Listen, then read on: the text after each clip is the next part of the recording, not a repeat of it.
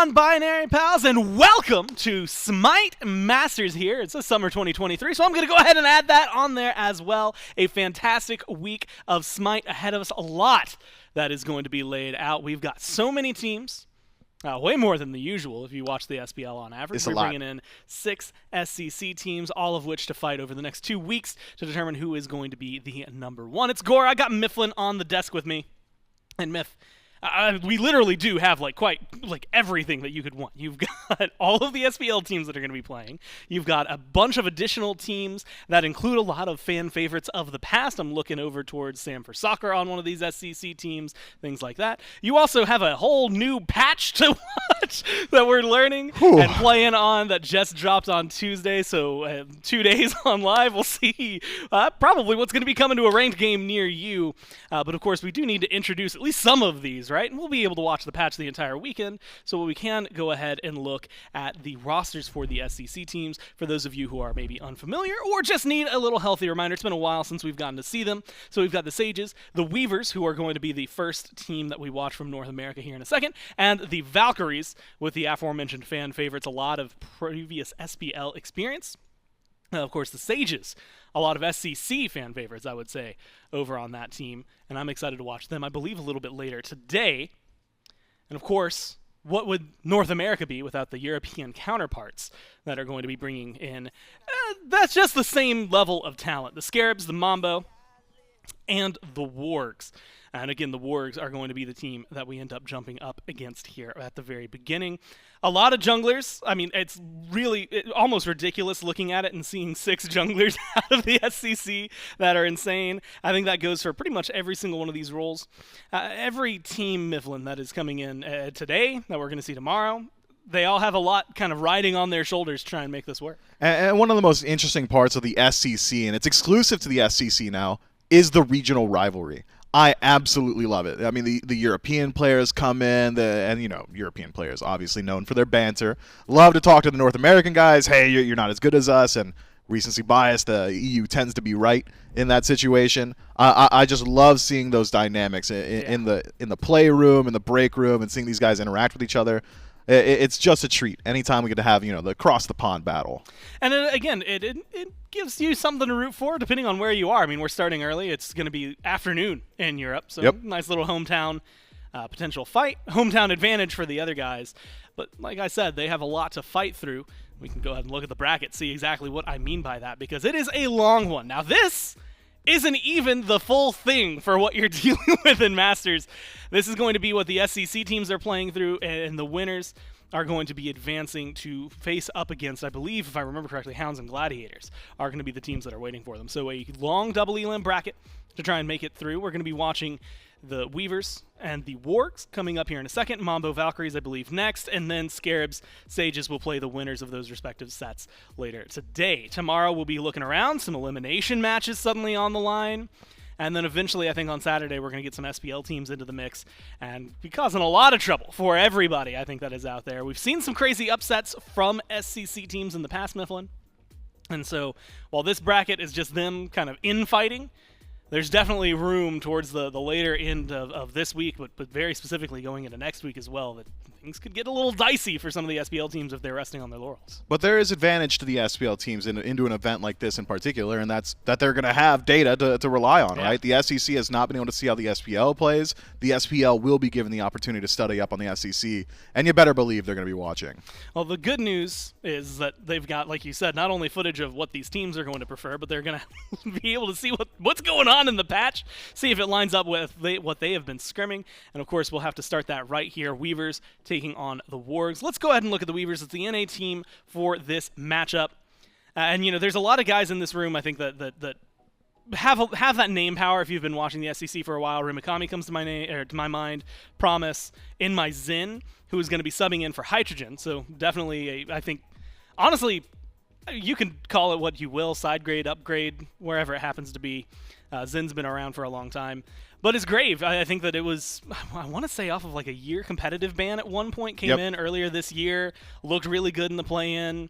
didn't make it to the SBL, as we know, but still had a solid performance then, and is looking to try and have a repeat performance now. Yeah, the Tyrian Weavers, to me, are almost the embodiment of that SCC mentality. Because when you look at the SCC now, we're 10 years into the tenure of this game. A lot of these players in the SCC have either been in the SCC for a very long time or have dropped down from the SPL, now playing the SCC. That's the Valhalla Valkyries with guys like Wowie and Sanford Soccer and Aqua. But when I look at the Tyrian Weavers, there's a lot of upstart talent that is still incredibly hungry and willing to prove themselves, trying their best to just get their names out there, become recognized as some of the top players in the world. And recency and how they performed in recent lands have looked very good. These guys have looked very, very good. As you said, Grave has a breakout performance during the SPL play-ins. I tend to agree. He was getting hyperactive out of that jungle. In particular, I really like their support player as well. Promise has been very impressive to me. He is a massive facilitator on map. He's going to get into your back line, make sure things cost things. If you want to invade your back camps, you want to steal away a green buff, he's going to make you give up beads. He's going to make you give up something on the way out, even if he isn't able to defend that buff or maybe that POI. As well as just communication from this team has been very impressive. We don't get too many opportunities as fans to listen in and hear how they talk, but one of the perks of the job here at hi-rez is that I'm literally in the hallway while they're playing. So I can hear how they communicate, and absolutely Promise is at the forefront of that conversation, has been a phenomenal IGL for this team. I've got pretty high expectations of the Weavers. Now, correct me if I'm wrong, and there's a lot of stuff to to jump into and potentially watch. But was their coach wearing not only a chef jacket, but a chef hat? Oh, he's cooking. He's cooking for sure. Keep your eyes on him, too. I think he's got like a little light in there. I don't know. He's got a lamp in his hat. Man, you know what? I'd be frightened. If I saw that sitting on the other side, that's going to intimidate me a little bit. He's cooking something up. I guess we're going to see what that is in just a little bit. But first, we have to look at their opponents, the Wargs, on the other side. And now this is where things get a little more interesting, Mifflin, because I think last year we learned very appropriately, and towards the end of the year, very emphatically, that the European SCC was not around. They're not here to play. They were here to bring some serious competition. We got, honestly, maybe one of the best plays in SMITE just a year ago from an EU SCC team. And so suddenly bringing in I think a different air about them. And much like you were saying about the Weavers, this is another team that seems like it is full of whether you want to say upstarts, because there's definitely a lot of guys on this team that have been around for a little while. Yeah, and not only that, some of them have been in conversation of like maybe they're SBL caliber, maybe they get pulled up to the big league soon. Yeah, so for those of you not familiar, this is Davey, Predss, GunTTeRR, Rapio, and Cxnnahh. Have had recently a phenomenal performance at the Season 9 World Championships. These guys, in my mind, the clear favorite in this matchup. The EU SCC as a whole has looked incredibly stacked throughout this year, highly competitive, but this is a team I think you really need to keep your eyes on. In particular, we had gotten a shout-out. I'd asked Adapting in his first week back in the SPL, hey, are there any talents you left behind over in the SCC, over in EU, that we should be keeping our eyes on? Is there anyone that really stands out to you as perhaps next up? And he name drops two players in particular, and they're both on this team. He name drops Rapio out of the jungle, said that this guy has been one of the more difficult junglers for him to get a handle on when he was playing in the SCC, and he name drops Cxnnahh as well. And Cxnnahh, I think, was a clear delineation from the rest. He is head and shoulders perhaps the best solo laner in the SCC as a whole, as far as I'm concerned. His Hades pick at Worlds was absolutely dominant since then. Has veered a little bit more so in line with the standard meta. Will play the Hercules, the Guan Yu, things along those lines. But his output and his performance has gone unchanged. He's going to absolutely dominate a game given the opportunity. I believe it was in an interview with Hazer earlier this year. Bera and Vin had even said that when they were forming their team, Cxnnahh had been on the He's on the short list. If literally Haddix hadn't been Haddix, if it weren't for the fact that he's him, Cxnnahh probably would have been on that team. And so definitely lines up. Makes it even more interesting that you get those names, you get a team like this.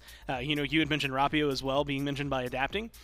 And that they're coming in as the third seed, which makes me really wonder what's going on over there in Europe. Maybe a little more worried for North America, and based on what we have seen. The other thing, again, Mifflin, is going to be balancing how well they adjust to a lot of the stuff in the new patch. I mean, me and you were talking about it. So much stuff. To the point where I keep saying, oh, hey, the Titans walk down the lane. Definitely something I think that is worth mentioning is the fact that the Titans will eventually march down the lane.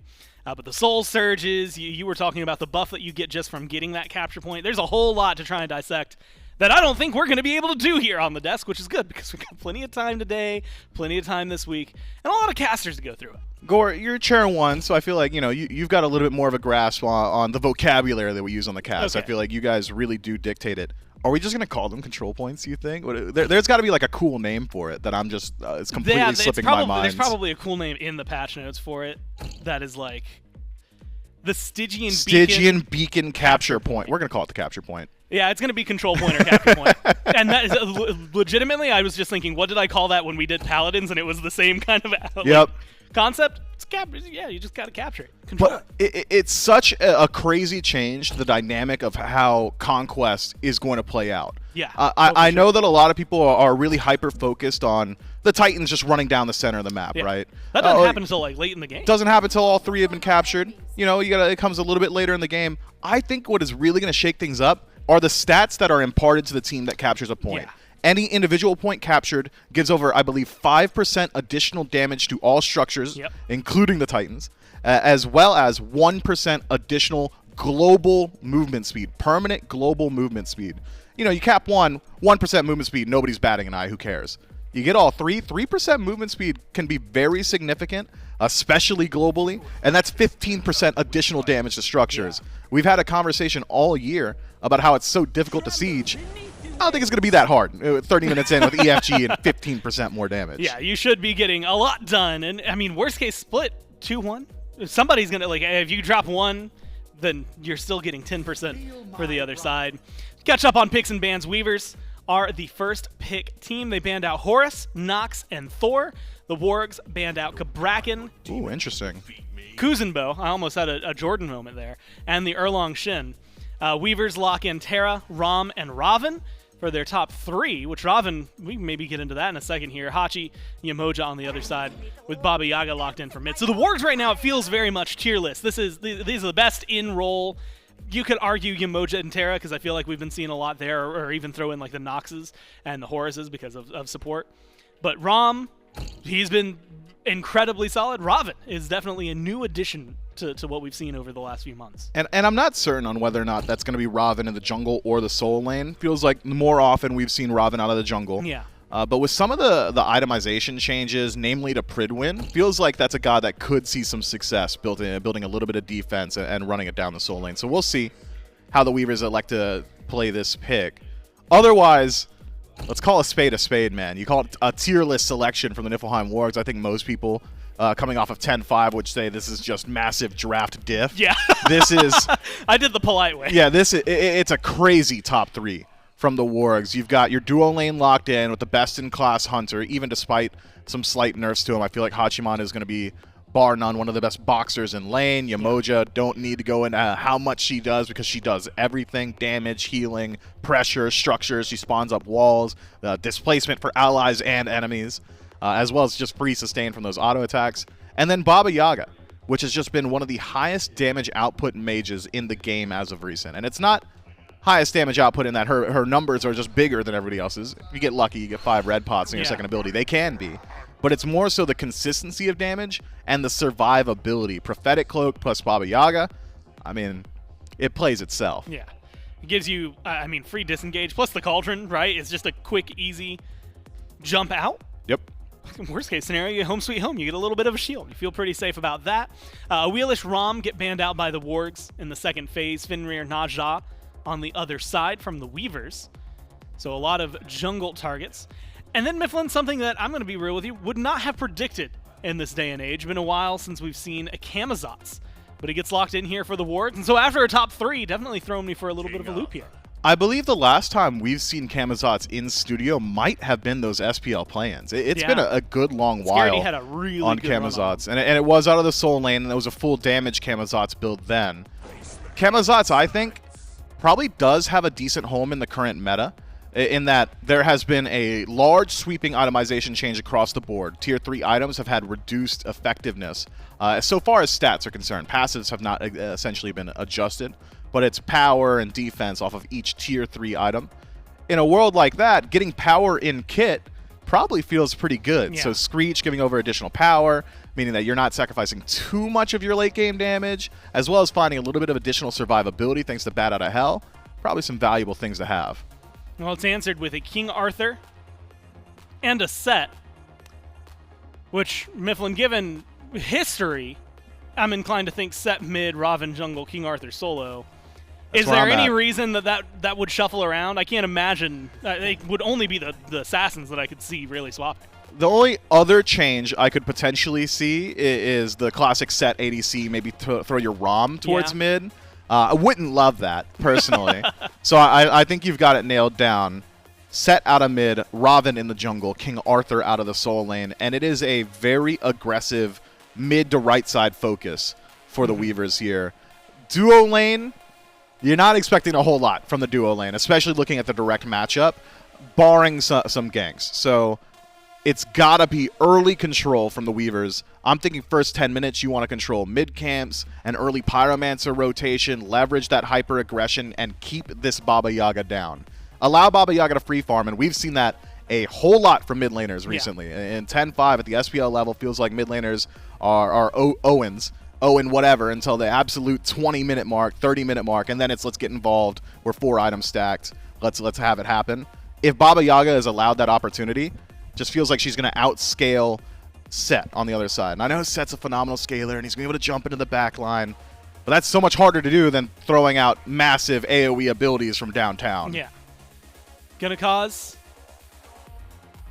a lot of trouble if you get to the late game. Ram causes a lot of trouble if he gets to the late game, so that's 2 definite hyper carries to maybe look at. But like you said, the dual lane for the Weavers, you're not looking at them for the first 10 minutes thinking that there's a lot that's going to happen. Well, maybe against them. Maybe there's some chance because of Terra creates... Yeah, Ram's always got 40% of your HP squirrely if he's hitting all 3 ult shots, right? So there are opportunities, but I would say expectations low for the dual lane to get aggression started. A high execution threshold yes. to meet those expectations. Guan Yu gets locked in, so that does mean this Camazotz, again, the last time we saw him, very heavy solo lane presence. And then since then, you got to talk about the healing changes, because we haven't really gotten to see him at all, I think, since then, as well as the fact that he's not going to be playing in solo lane, he's going to be in the jungle. So, I know you had said you kind of like him in that he could fit into this meta. You've got 4 absolutely insane gods that I can't believe are all on the same team right beside him. Are you looking at the Camazotz as the guy on this team, or does he not even really have to do too much because he's got so much around him? Camazotz out of the jungle has been a bridge pick in the past, and what I mean by that is he is going to have a very strong early game that will generally start to taper off a bit as you get to the hyper late game. So it's just about making sure your ridiculous composition can get to that hyper late game, and I expect Camazotz to be able to do that somewhat. There's not easy targets on the Weavers. Maybe you can rotate through if Set's getting hyper aggressive, jump on him. But there's no just walk into this lane guaranteed kill for Camazotz. Well, I guess we'll just have to find out how well does the early game work for him here as we jump into Game 1 of Summer Masters here with Dave and Alpha Jackal. That's right. It's time to break into the SEC portion of our bracket. The Tyrian Weavers and the Niflheim Wargs battling it out in our first set of the weekend. We got a lot of SMITE to be played here in week number 1 of SMITE Masters. 4 days, 4 best of 3s every single day. And Alpha Jackal, it's great to have you here.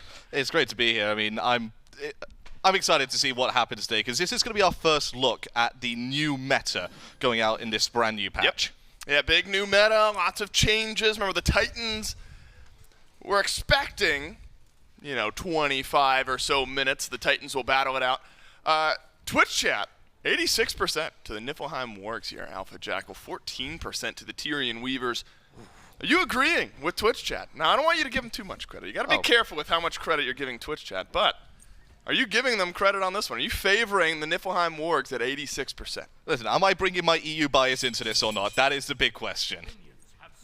Yep. Okay. Yes. Yeah, Go for it. I will bring 100% to Niflheim Wargs. I think Twitch chat's undervaluing them at this point. But Tyrian Weavers, this is a very strong draft from them. It's not often that you come up against a set mid, especially when you're playing something a little bit more unorthodox and a little bit unsafe like the Baba Yaga. So I'm expected to see fireworks go off the second the set hits level 5. Yeah, set. Look, it's got that snowball potential, doesn't it? We've seen set mid over the years.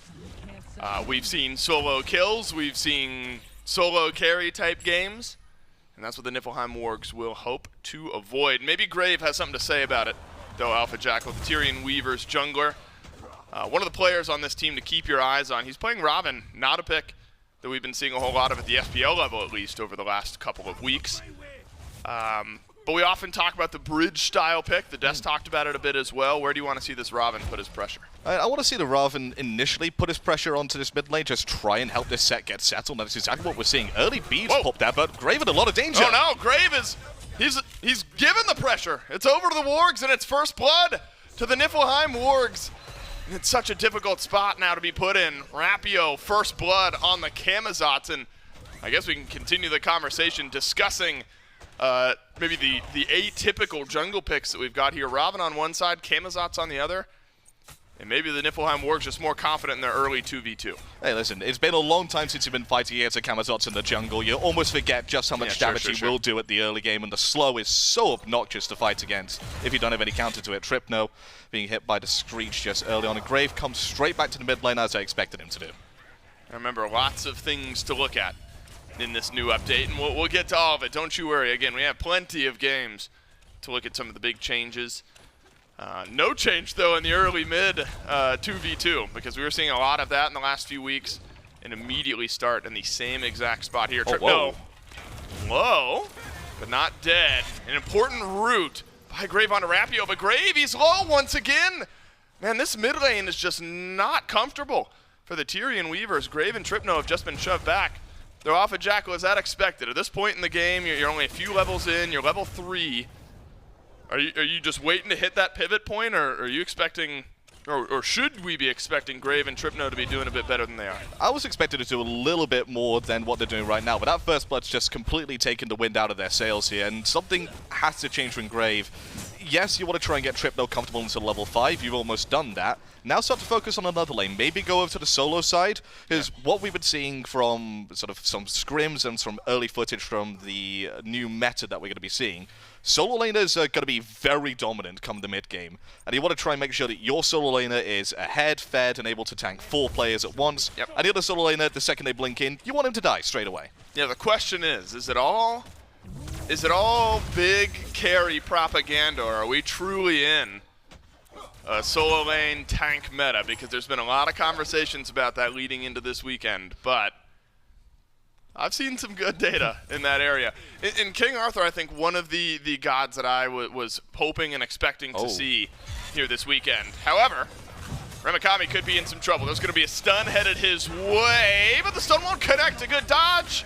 And a good dodge simply is not enough. Rapio's been all over the place, mid on over to right, and the Guan snags an assist. Exactly what I expected for Rapio. He loves to come out early game. He loves to try and put the meta and put the entire game into his hands. He loves these early game picks, and he's doing what Rapio does, and that's just carry these games early.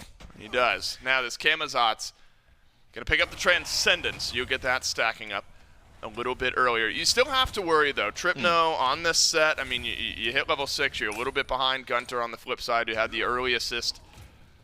And we know GunTTR's going to be able to stack things up quite nicely if the stacking items are there, but Trypno not so far behind that suddenly the assassin thing isn't going to be a possibility for so 100 gold ahead as GunTTRR. Now Rapio, unhappy with just mid and solo, wants to make some waves on left. He'll force the ult out of InMyZen. Cxnnah, though, return gank from the Tyrian Weavers. As Alpha Jackal, the junglers have really started to pick up the pace here, and that's really the first attempted gank from Grave. We have not seen much out of this Ravana. On a first peek at a kill over on right. Yeah, very unfortunate not to get the kill there with that well-timed gank. Your solo laner's just come back from base, is going to have a bit of a power spike over the opposing solo laner, but Cxnnah, he's tenured enough to know that exactly what's going to happen. The second he gets a kill in solo lane, or an assist as it turns out, he's going to be pressured on there for the next 30 seconds. So plays it well, plays it safe, plays it back in Grave. Unfortunate just not to get a kill there. Yep. InMyZen was able to stay safe from the gank just a moment ago. Picks up the Devourer's Gauntlet. Get that up and stacking. Now remember, a few things to look forward to here in this current update. The Stygian Beacons are going to start to spawn. That'll give your team a little bit of a buff. Those fought over in the mid lane once 3 of those have been captured. That's when the Titans will break free and start to battle one another. And we'll talk plenty about the Titan fight, Alpha Jackal, in a little bit of time. However, there are some new things to fight over different periods of the game. And that's what I'm intrigued in, is how these teams are prioritizing some of these new objectives, some of these new options. Right here to the left of the mid lane is exactly where that beacon will spawn out. So some fireworks in mid. And maybe that emphasizes mid lane importance here, getting your mid laner in a strong spot, because that's where some of the fighting is going to be happening. But for now, GunTTRR's been fine. Trypno head on back to base, finish up that first item. And so maybe a bit of a power spike here for the set. Are we at a spot now? Level 8, Transcendence, you want to stack it up, but can Trypno look to be aggressive in the next few minutes? I think this is exactly where you want to be looking to be aggressive. Yes, you don't have the stacks from Transcendence, but you have that initial power spike from getting the item and getting the benefit from your mana transferring into some power. But you're going to have to be careful because your jungler's over ganking Cxnnah yet again. Wow, Cxnnah's dodged a lot, but not enough. That'll be the first kill of the game and the weekend for the Tyrian Weavers. However, Remakami low, Rapio gets the script flipped just a bit. Will make his way back. So finally, Grave able to hit some pay dirt here. Gives the kill over to Remakami, and this King Arthur, you talked about it, Alpha Jacko. You want to get your soul laners into a really strong spot. King Arthur, maybe more than most. Glad Shield first item. And now finally a kill and a bit of pressure pushing against Cxnnah. Well, Cxnnah had teleports. They'll be able to get back into lane. But I think you're putting a lot of confidence. You're putting a lot of weight in Remakami when you pick this King Arthur, because expectation's pretty high for a pick like this. Yeah, but I think it also balances well into the composition that they've got. You see that they've got Trypno mid on the set, and you've got the King Arthur in solo lane with Remakami, Grave on this Ravana. It's all focused on dive, dive, dive. Right. The second you have that Earthen Fury coming out from Terra, I imagine it might be a Blink coming out from Promises' second relic, if they're ahead. Just blinks in, Earthen Fury, all the dive happens there. They're going to be unbeatable in those fights. Well, right now it's a River's Rebuke, but that's locked. Promise right into place. Trypno over from mid, but Trypno's on his own. Davey on a rotation into the fight as well. It's about out of hell, out from Rapio. Grave might have the chase down. Some snipes necessary. No, they won't hit. Rapio should be fine. And Trypno has stayed in the fight a bit too long. GunTTRR's out of the second of the fight for the Niflheim Wargs. Grave goes back in. There's just not enough damage. There's not enough health. And the Tyrian Weavers being wiped from the map. It's a double kill for the Baba Yaga, a triple. If one more auto gets hit. But InMyZen will live once again. But a disastrous left side fight for the Tyrian Weavers. It looked horrendous for them to begin with, when just Predss locking in Promise, getting the kill onto your support straight away. Never a good look in these early game dual lane fights when your support goes down early. But then Rapio escaping on the barest minimum of health with that Battle of Hell, and that almost instant blink when it ends. Got to feel bad there for the Tyrian Weavers, because now it's 5-1 on the scoreboard for the Niflheim Wargs. They're up 2,000 gold at this stage in 8 minutes. It's difficult to come back from this sort of snowball if they play it right. Well, Twitch chat feeling pretty good about their prediction right now. A lot of SMITE left to be played here in Game 1. However, 86% feeling like the Niflheim Wargs have the advantage, and now they sure do. And this is a team, again, in the SEC that we've seen this year. This is a team that can push these types of leads. The desk highlighted it pretty well. A team that you're putting a lot of confidence in, players who had Worlds aspirations last year, SPL aspirations earlier on this year. I think a lot of what the Weavers are going to hope to do later in this game, focus around InMyZen, who has had some wonderful plays on ADC, not only this year, but in years of past. So getting this ROM to a strong, contestable point, peak of importance for not only the Tyrian Weavers, but the Wargs as well. But there's just been a great start to this weekend for Rapio. Feels like everywhere this Camazotz has been has turned into kills. 4 out of 5 affected. And things will get interesting here, Alpha Jack. We're just about 10 minutes into game number 1. First round of objectives soon to be spawning. Between the Pyromancer, the Gold Fury is already there. Stygian Beacon here in just a little bit of time. You got to figure the Wargs feeling a bit more comfortable with map and neutral objective fighting. Maybe looking to do so over here in mid, except the Weavers, who have a bit of a numbers advantage initially, won't like their odds. They'll back away. Yeah, they want to wait for this grouping to start to happen before they really engage all of their team fight-based ultimates. We're going to be careful that they don't step too far forward and get poked out, as Trypno has been done. And Grave also getting a bit too poked out before this beacon does spawn in about 1.5 minutes. That's where you're going to see with this Tyrian Weavers composition does work out or not.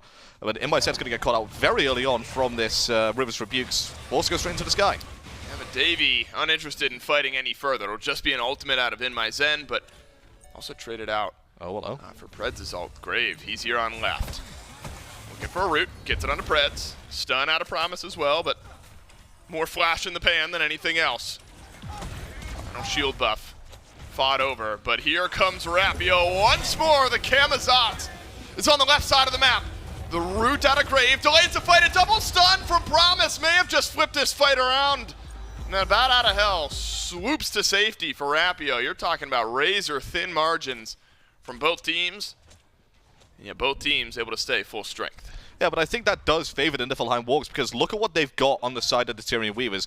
You got the you've got Graves' ultimate gone. You've got Rama's ultimate also down. You got Promise on that huge, very impactful ultimate. That's gone down as well. And you're looking at the respawn time at about 20 seconds until that first beacon comes up. Those ultimates aren't going to be back up in time for that fight, and Niflheim Wargs will take that as a huge advantage for this first beacon. I imagine they will. The beacon's starting to swirl over in mid. And look, this is our first glimpse. We've had indications from our own games. We've heard rumblings from the pros. How heavily are teams going to group and try to fight over the Stygian beacon? Well, we are soon to find out. Right now, it's the Wargs who are initially on it, and it captures quickly. The Tyrian Weavers might send some pressure over here towards mid. Or there might be no fight at all, because the Niflheim Wargs are just that strong at this point in the game. And it's the first beacon to the Niflheim Wargs. I imagine if the Weavers weren't as behind as they are, which is, again, just a couple thousand gold, maybe you're feeling a bit better about a fight there. But it's a quick capture, Alpha Jacko. You don't have much time. If you're slow on the group over in mid, you don't have much time to try to contest the team that's already standing on it. No, it's one of those things where you have to be on the ball 30 seconds beforehand, where you're calling, right, everybody back now, go straight to the beacon, don't delay, pick up some wards, and we'll fight over this the second we get there at about 11:50. 10 seconds before it does spawn. And interestingly enough, the solo laners were the ones to rotate for this objective, rather than the ADCs, like I presumed it was going to be with this meta, simply because they're closer, but maybe it's just because you want those tanky solo laners that can just dive in, zone, and create space. You want them there for that first objective. Lotus Sickle now added for Predss. So you're going to get a little extra bonus, a little extra utility on some of that healing. As we've expected, we've seen a lot of these healing supports, and Lotus Sickle has been very popular, making a difficult-to-kill team a little bit more difficult to kill, and it makes sense, Alpha Jack. When it's one thing I haven't really touched on yet, really it's a full physical damage composition from the Tyrian Weavers. Of course, you've got Promise on the Terra. But the Sovereignty's carrying a lot of weight. The Lotus Sickle's going to be carrying a lot of weight here. The Tyrian Weavers, they've got to focus on penetration and shred at some point, because for now the Wargs have been able to itemize against their damage. Yeah, right now InMyZen's Executioner is going to have to play a big part here for the Tyrian Weavers. They're there to take down anybody from the Niflheim Wargs. And that item is going to be carrying 3-4 kills alone in these fights, as Trypno has to blink away from the oncoming Rapio, as he's looking to just put even more pressure on this mid lane. Pyromancer spawned. Gold Fury's been standing for a little while, and it's actually the Tyrian Weavers who are initially pulling out this Pyro. The gold lead ballooned up to 3,000, about doubled in the last couple of minutes. Rapio, though, poked out early in this fight. This is awkward, really, from both teams. Rivers Rebuke is up. It's caught out Promise a bit, but Remakami now the target of all the Wargs, and a stun and a kill for Cxnnahh. And that individual pick may be enough, but it could turn into a double. And it just might. iDavy finally on the board after 4 assists. And it's dangerous, giving up a couple kills on the right side of the map. Luckily early enough in the game that Fire Giant would have been difficult, and so Pyromancer is the prize for the Niflheim Wargs.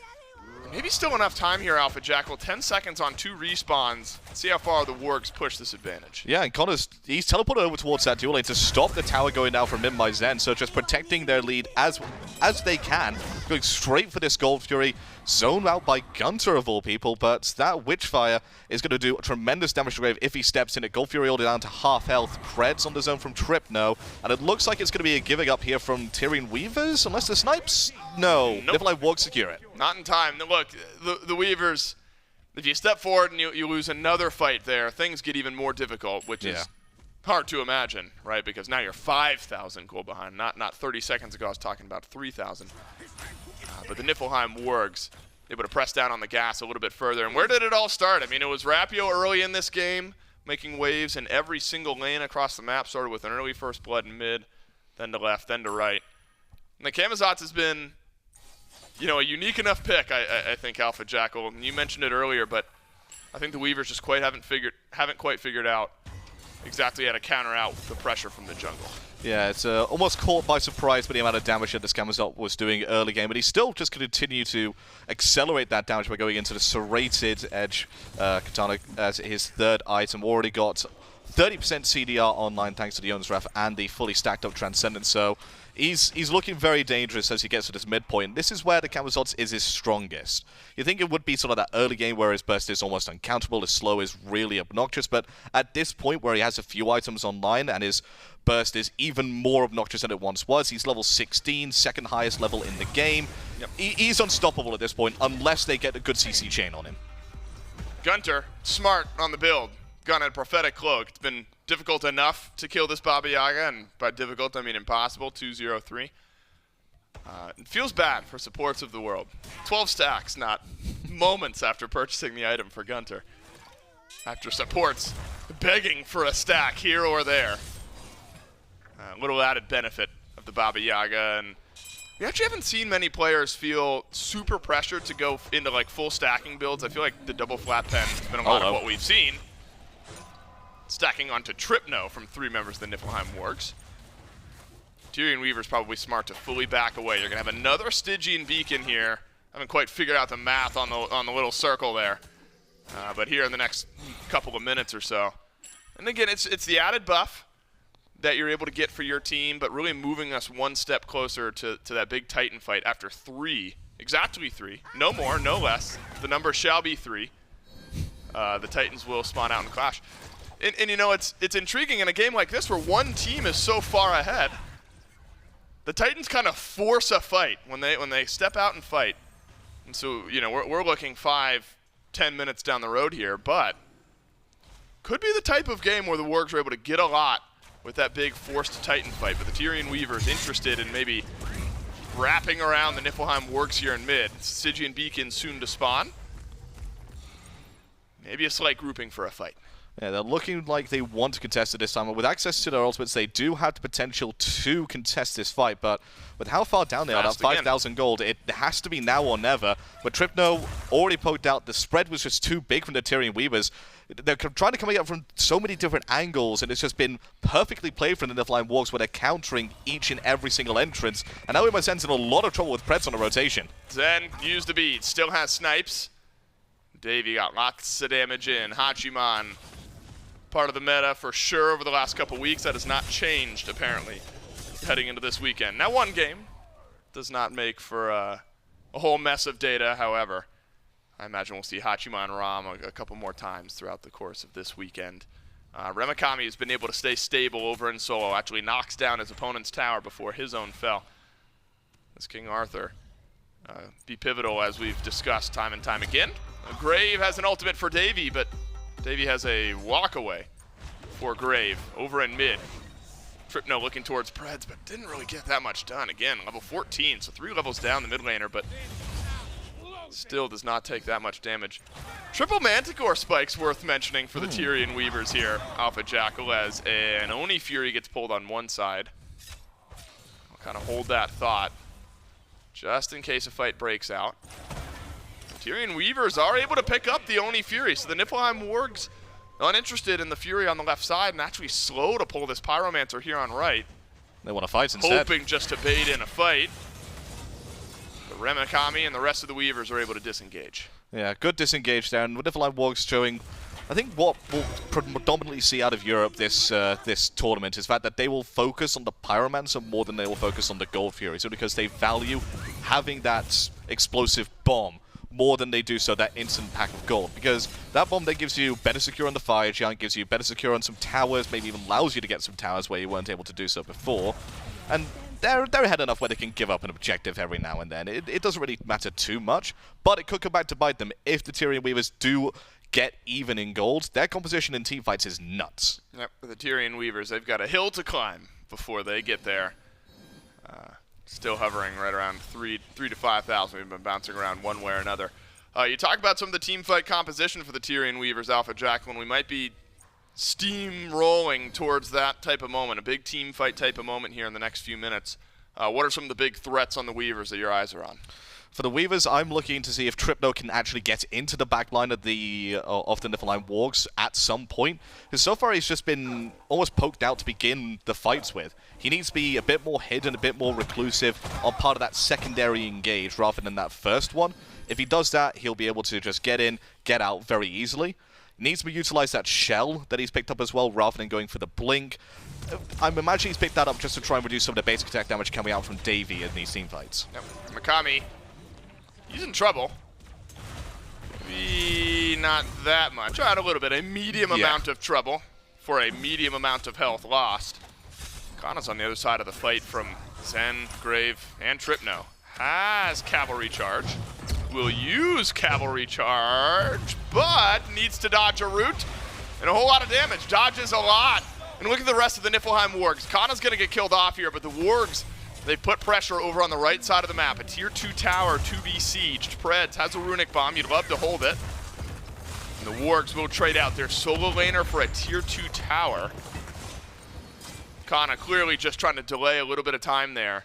And the rest of the Wargs will get one of the non-respawning objectives off the map. I'm really surprised, though, that they didn't elect to try and take the Fire Giant rather than going for this tier 2 tower, but as we do know, the Fire Giant damage has gone up a little bit. It's a little bit more difficult to take that objective now, so maybe just fearing the amount of damage that'll be returned onto them, especially with the fact that Promise with that Earthen Fury is going to be in the vicinity. That's right. Remember, Fire Giant now kind of back to what we remember it as, where you're on a 5-minute respawn, but you get a full 4 minutes with the Fire Giant buff, so that extra minute could be impactful for teams here this weekend. Stygian Beacon a couple minutes away from respawning. Remember, just a little bit of time after that third beacon is captured, the Titans will wander out of their base, and they will fight one another.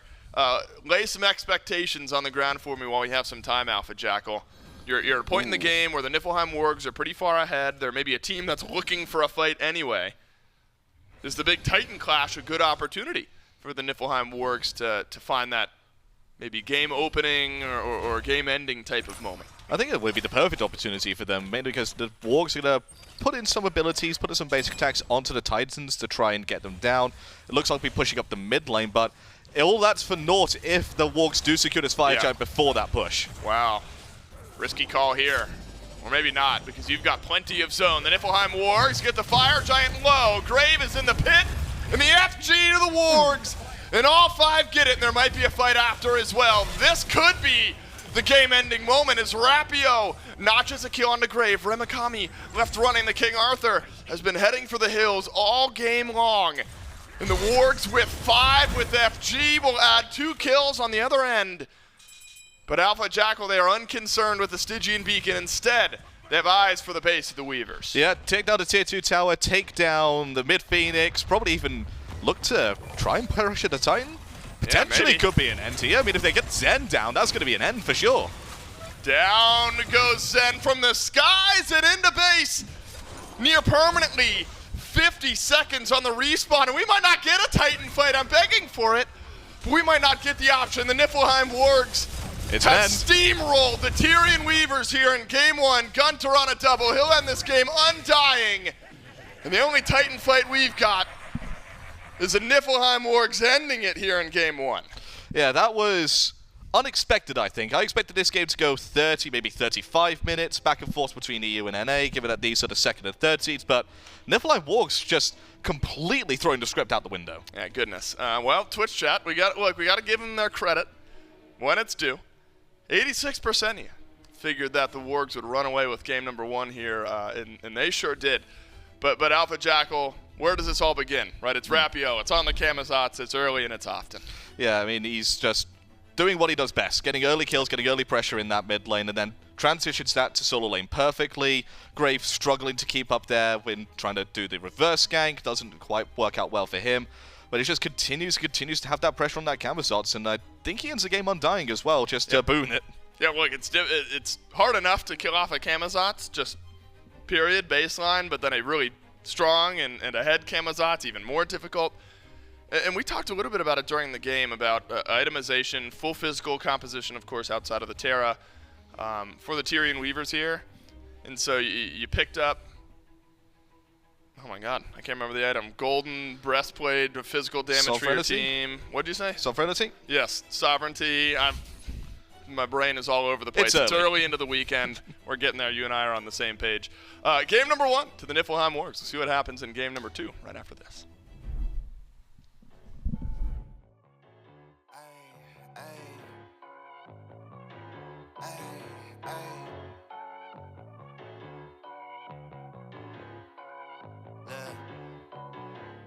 Baby girl love my bop and I like me too. No roof on my top and my babe see-through. Hating on the pen, don't stop, they ain't gon' feed you. I've been all on my grind, so why I need you? Baby girl love my bop and I like me too.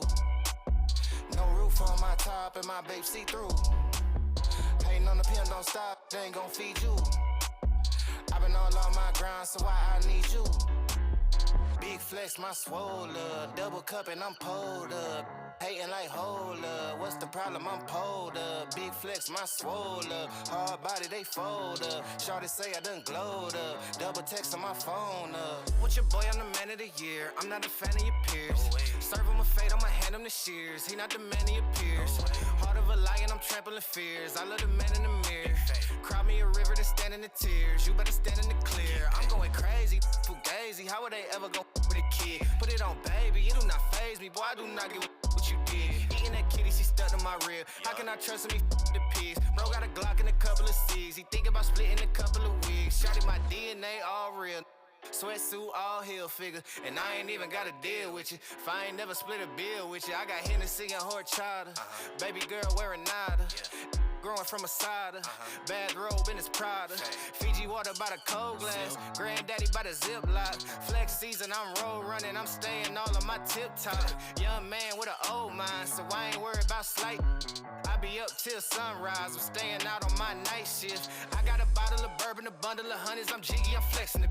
Figured I hit it and quit it, I'm busy, I ain't got the minutes for texting it. Came from the gutter with me and my brother, I'm moving my mother right out of the city. I'm a star and they know I go hard, so I'm kissing them babies and signing them. Gold blinging like Chingo, rock star like Ringo. Checks coming in back to back, I'ma line them up like bingo. Oh, I think that they like me, they be all on my wood tip. Not a stain on my white tee, I'm popping all of this good. Big flex, my swole up, double cup and I'm pulled up. Hating like hold up, what's the problem? I'm pulled up. Big flex, my swole up. Hard body, they fold up. Shorty say I done glowed up. Double text on my phone up. Baby girl love my bop and I like me too. No roof on my top and my babe see through. Hating on the pen, don't stop, it ain't gon' feed you. I've been all on my grind, so why I need you? Baby girl love my bop and I like me too. No roof on my top and my babe see through.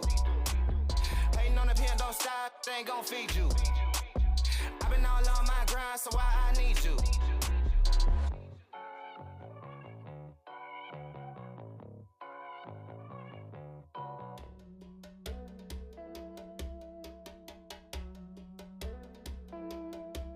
She got cheats, she got smiles, she got business on the side. She got treats for them guys, when a baby out of town. Got cheats, got size, funny business on her mind. She's so pleased with her life, mind her business, I want mine.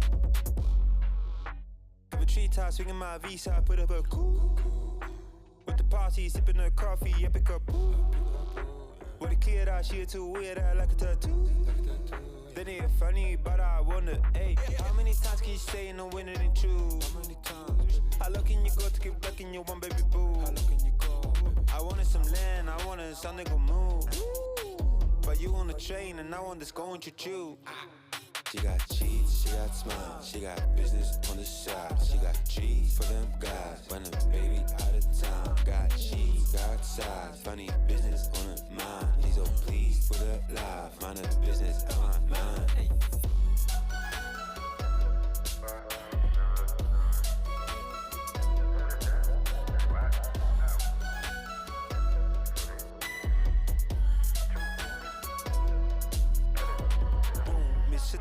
time, leaning like in pizza. Put them knees down, squeeze it like a breeze on.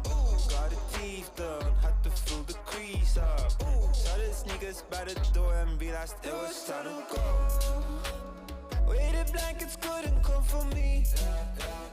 I'll need more to ever catch a sea.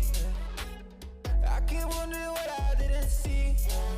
She a damn good thief. She got cheats, she got smiles, she got business on the side. She got trees for them guys when the baby out of town. Got cheese, got size, funny business on her mind. He's so pleased with her life, find a business on my mind.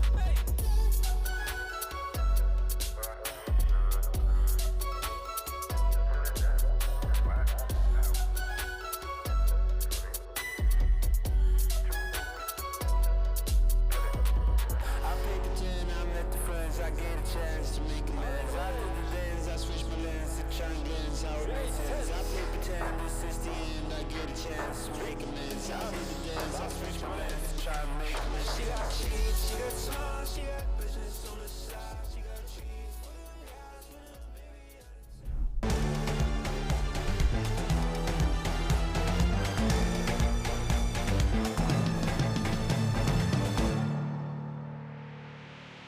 Well, the Wargs come out explosive in Game 1, and they look good doing it, Mifflin. And I've got good news for those of you at home who also want to look good. This can be whether you're in game or out of game. You can just go and look at all the merch brought to you by Skulls, our partners, who have put out a new SMITE Summer Masters t-shirt. Of course, you've been looking at the logo, the Anubis standing over it. It looks fantastic. You can get that on what I will still stand by. Some of the comfiest t-shirts that I own are, not even some, just straight up the comfiest t-shirts I own are from Skulls. So you want to go to shop.hi-rezstudios.com/SPL or go to shop.smiteproleague.com and you will be able to find those. All of them powered by Skulls. Thank you so much to our friends over at Skulls for making such fantastic merchandise, and hopefully you at home will be rocking it and feeling as comfortable as I do every time I put on a Skulls t-shirt. Now, Mifflin, unfortunately, you're not wearing a Skulls t-shirt right now. Well, maybe you got something going on underneath the buttons. Who knows? No, you got it. But we are at least looking at a team that is very comfortable. And the fact that they came in and just kind of slapped around the Weavers for a little while. I mean, it was not a guaranteed easy win, but it was about as close to that as you could maybe get with a little resistance here and there. Massive draft diff tends to lead to games like that, and that looked like one to me where the composition was so reliant on the Weavers winning out in the early game that once they had dropped for first, what I believe, on second wave in mid around that 1.5 minute mark, I lost a lot of faith in their ability to transition that composition into a mid-game lead. And from there, objectives generally went the way of the Wargs. There wasn't too much play around the control points because the game just didn't go long enough. Massive control. I was really impressed again by Cxnnahh, his ability to just absolutely separate that backline. Even a couple of the times that he had fallen down this game, it still found his team some really good success on map. Sure, we lost Cxnnahh. We got a tier 2 tower. Sure, we lost Cxnnahh. All right, we get a Pyromancer. Something along those lines, right? So good trades there. The Weavers, on the other hand, I think either need to all in on that early game ideology. Let's run it down. Let's get active. Let's play around our assassins. Or maybe draft something a little bit more in line with the standard. But blanket statement, don't give over 4 out of 5 best-in-class gods over to your opposition. That just does not tend to work out too often. Yeah, maybe a little bit of, well, I mean, you called it going into it draft diff, and I'm just going to steal the phrase from you. They all look really good. The damage numbers look really good. The slash line looks the best, though, from GunTTeRR, 4-0 and 9, and, of course, Rapio, 4-0 and 6. Sorry, 5-0 and 4 there for GunTTeRR. And so you get 2, I think, really stellar performances. One on a pick that, like you said, is I mean, Baba Yaga is right now maybe the uncontested, at least in the last few weeks, uncontested best mid laner, depending on who you're watching. Camazotz hadn't been on that list for a long time, man. That is, at least right now, as of right now, a Rapio special. And so, obviously, if you're the Wargs, you run back a majority of what you have. Do you foresee a world where if they can, they get the same 5, or do they go to the same 5? Do you switch something up in the jungle? Do you switch anything up if you're the Wargs? Or are you looking entirely at the Weavers and saying, all right, so here's what you need to ban. Yeah. Here's what you need to pick, and whatever you just did, scrap those notes. I'm thinking given the opportunity, the Wargs will run back the draft, absolutely. Yeah, and why every time. wouldn't they? And why wouldn't they? So it is much more so on the Weavers to force change. Well, you know what? Let's see if they do, because the Weavers, they're going to have first pick here as we jump into picks and bans for game number 2. And last time around, the bans came flying through.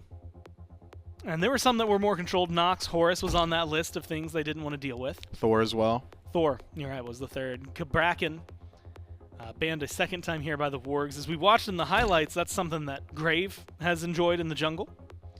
But there are adjustments happening, and they're happening fast this time around, Mifflin. Weavers recognize where some of their trouble is, and they ban out the Baba Yaga up front.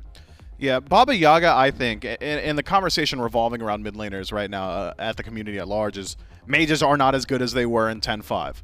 Mages were one of the best roles in the game in 10.5 as far as I'm concerned, so seeing a slight nerf to them makes a good amount of sense, but when you see how the nerfs have been laid out, it's overall damage reduction. Power off of a lot of their items, takes a little bit longer to stack up penetration because of the penetration revert, and in a world like that, which mages are going to be the most meta resistant? It's the ones that aren't exactly building full damage anyway. Yeah. So with Baba Yaga essentially allowed to go towards a more CDR/defense style of build, feels like she is very resistant to the changes of 10.5 to 10.6. So seeing her get priority from the Wargs in game 1 made perfect sense to me. The performance was strong enough that I think the Weavers are correct in their assessment. Go ahead, ban it out, and see what else you've got in the pocket. And they ban out the Yemoja as well. The other side, the Erlang Shin, the Kuzenbo, join what the Wargs have banned away. The Weavers this time get a first pick Horus. Now, Horus has been towards the top of the picks and bans for a long duration over the last phase of SPL. Definitely still has to kind of earn his right up there, I think, for first pick. Terra, locked in by the Wargs, answered by Cxnnahh and a Bakasura. So they are changing up quite a bit if you're the Wargs here. Not only their own draft and maybe targeting some of the Wards picks in the bans, but changing the style of play, I think, as well. Yeah, you've got a hyper farmer out of the jungle. That's Bakasura. Should be able to outpace just about anybody locked in by the Wargs so far as farm is concerned. Kern Horus could just be your duo lane. Horus as well has seen some play out of the soul lane, so we'll need to see the rest of the draft before we're able to make definitive answers on where each one of these picks is going to go. But assuming it is the duo lane, and I think that is a fair assumption, another hyper-aggressive lane here for the Weavers. That's a whole lot of kill pressure, decent pressure on defensive relics or CC immune ultimates, which could open the door for rotations from Bakasura. Anytime I see Bakasura locked in, I'm trying to figure out who's burning the relics. Because Bakasura can get through your Aegis, and he might get through your Shell. He'll certainly get through your Heavenly. He's not touching your beads. There's not a whole lot you'll be able to burn with just the cripple from Regurgitate. And so, having that certain Horus to essentially force those resources makes it that much easier for Bakasura to get active. Discordia locked in. Finalizes the top 6 in the game. The top 3 for the Wargs alongside the Terra and the Hachiman.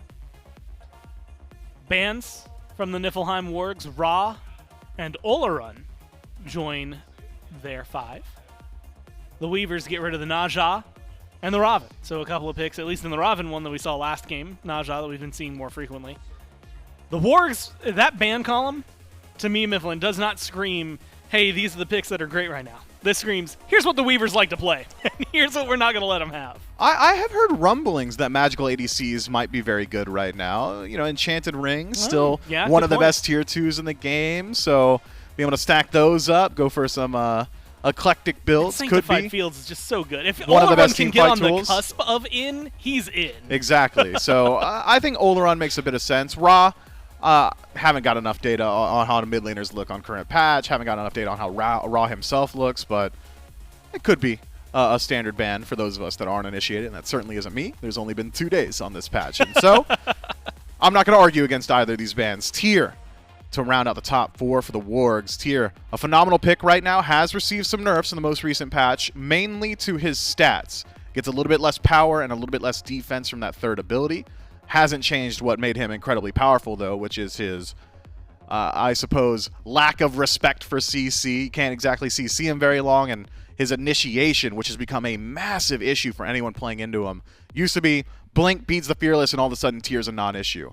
Now it's oh, he Lawbringered in, I'm stunned, I have to beads that. Oh god, my beads are down, I've been fearless. And it's just an extra layer of entropy on that CC mind game that has made it very difficult to play up against him, as well as the fact that he's just got a very safe time in lane. Around level 6, I'd argue, once he gets that third point into power cleave, his sustain just high enough that it becomes very difficult to shut him down.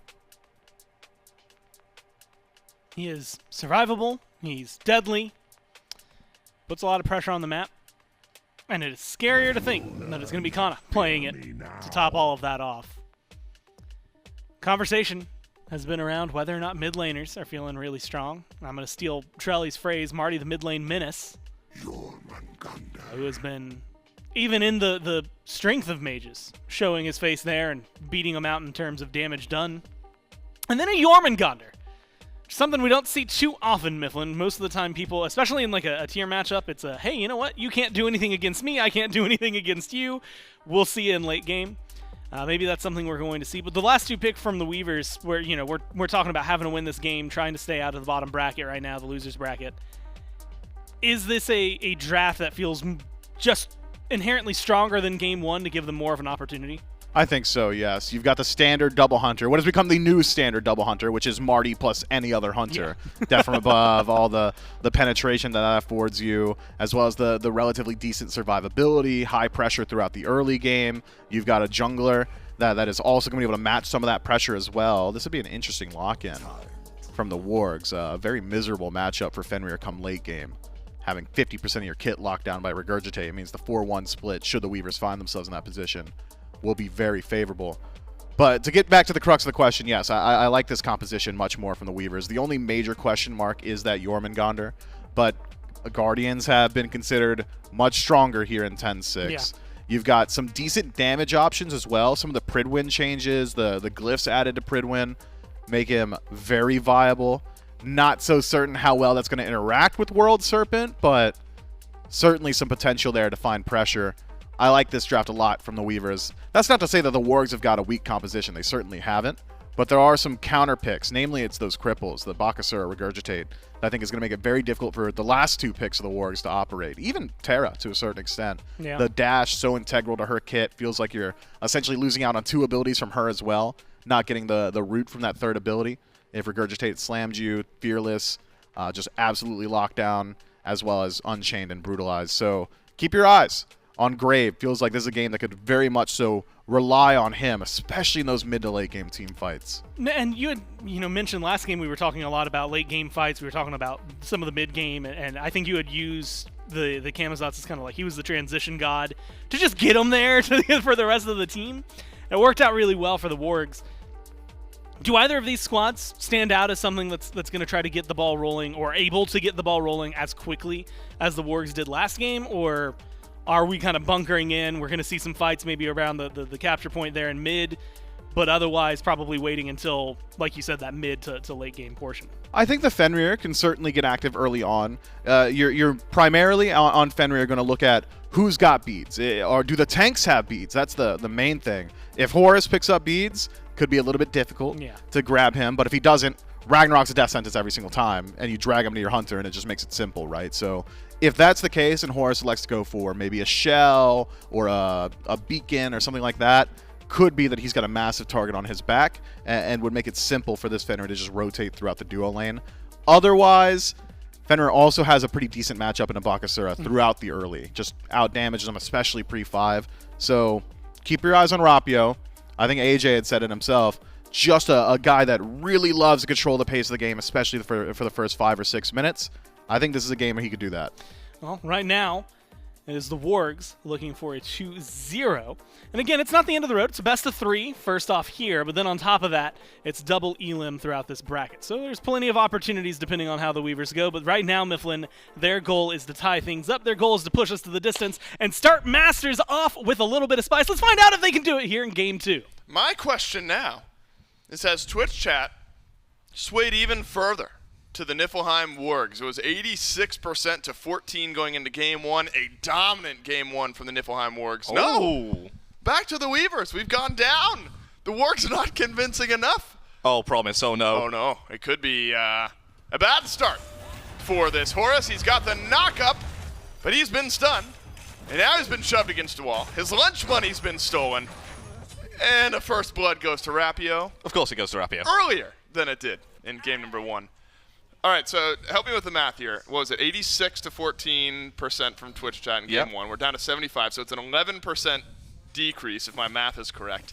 11% of people who swayed from game 1 to game 2, they want their vote back right now because Rapio, an early first blood. And what does that really change, though, for us here, Alpha Jackal? Right now, it changes absolutely nothing. But you know what Twitch chat's like. The second something like this happens, it's the house has been burnt down. The game's collect the over. insurance money. Yeah, Right. F6, get me out of this game. The support's feeding. You know, my life's over. That sort of thing.